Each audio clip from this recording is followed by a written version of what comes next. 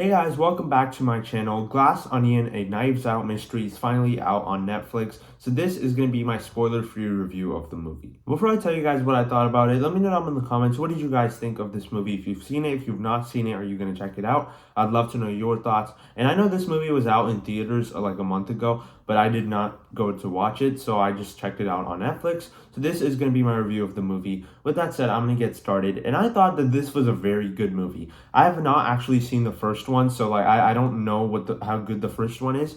I know a lot of people love the first one, and I know it's regarded as one of the best films of 2019, but I've not seen it, so I don't really know how good it is. But I wanted to watch this movie because most of the people I talked to said you don't really have to watch the first one to understand this one. So I did check it out, and I have to say I really like this movie. It's not like in my top 10 of the year, but it's very good. It's very enjoyable, and I really enjoyed it just on a story level. And the mystery I thought was very good. And because it's all a murder mystery, and you're trying to figure out what happened exactly throughout the whole movie, you're like really hooked in and trying to pay attention to what's going on in this whole film. And I think on a story level, it really worked.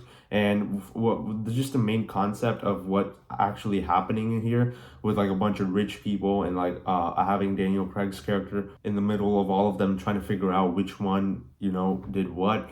So I thought in that case, I really did enjoy the film, and I think it was really entertaining because of that. I think the cast here is great for the most part. Some of the characters are very annoying, but I think just on a humor level, I think all the characters do a great job because it's a very funny movie. Like until like the second half starts to get going, the first half of the movie is hilarious. I think there's a lot of great jokes, and throughout the whole movie, I did find myself enjoying it. And because the characters are so lively and loud and stuff, and because they're so rich, it is somewhat enjoyable to watch. Even if you don't really buy into the mystery, really, you'd still have a good time watching it just because the characters are just very obnoxious. I've never actually seen Daniel Craig in anything other than James Bond, and I think he did a really good job here. And his accent is very different, so for a while I was kind of thrown off because of that. Because in James Bond, his accent sounds different. But I will say I did enjoy it. I think he was really good as the character. I could buy him as this detective that figures out different murder mysteries and stuff like that.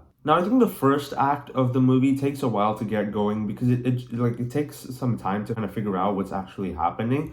But once you get to the main story and in the middle of the movie, I think it's very entertaining, and you're just really hooked on because of how we're trying to figure out what's actually going on. And just the locations too is really good. The production design here is great because like I said, you're on an island with a bunch of rich people. So because of that, it really makes you buy into the environment that's created. And I really like that because of it. I'm sure there's a lot of CGI involved, but really, I think all of it looked very real. I could never tell what was CGI and what was actual sets and stuff. So that was very good. The CGI here was great. And it's not like a CGI heavy film. The visual effects are not like top notch. It's not like it doesn't have as many visual effects as a Marvel movie. So it's not like it has a ton of visual effects. It's just whenever it's there, you could really buy into it, and it really looked real. Now, this movie got shortlisted for Best Original Score a couple of days ago. I saw that, and I just I don't agree with that at all.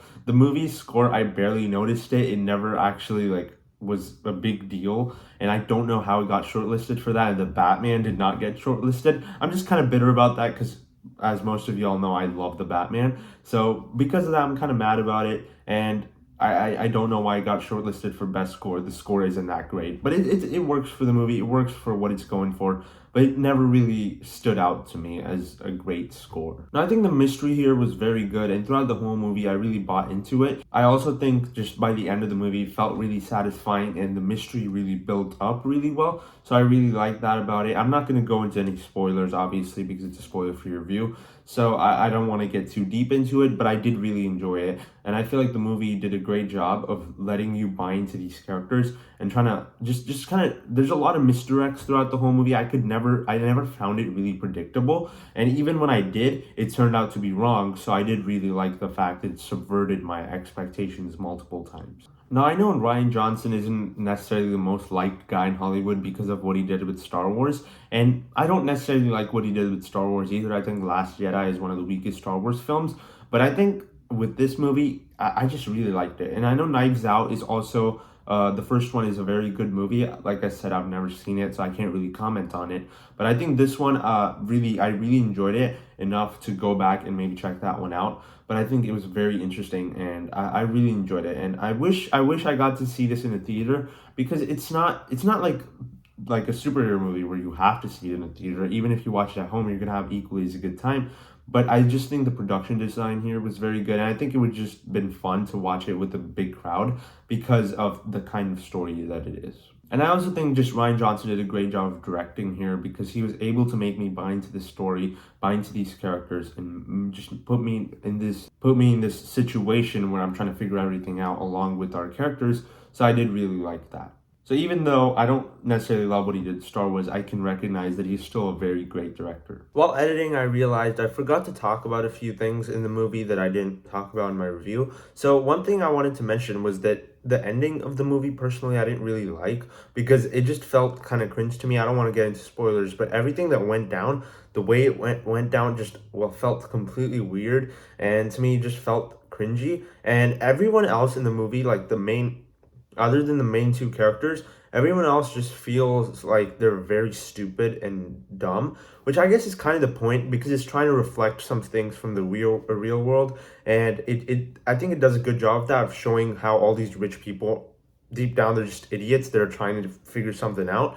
And I think in a way, sure, it works, it does a good, it is a good representation of that. But at times I feel like they get so stupid that it feels like it's becoming a parody of itself. For the most part, I did think the movie was able to control it, and for the most part it worked. But I feel like, especially in the ending of the movie, they just got so stupid that, to me, just I feel like they went too far with it. And I just think some of the stuff in the ending was just really cringe. So I wish the ending was better, but overall, still a good film. So overall, I enjoyed the film. I don't think it's top notch. I saw a lot of reviews on Letterboxd giving this like 4.5, 5 stars.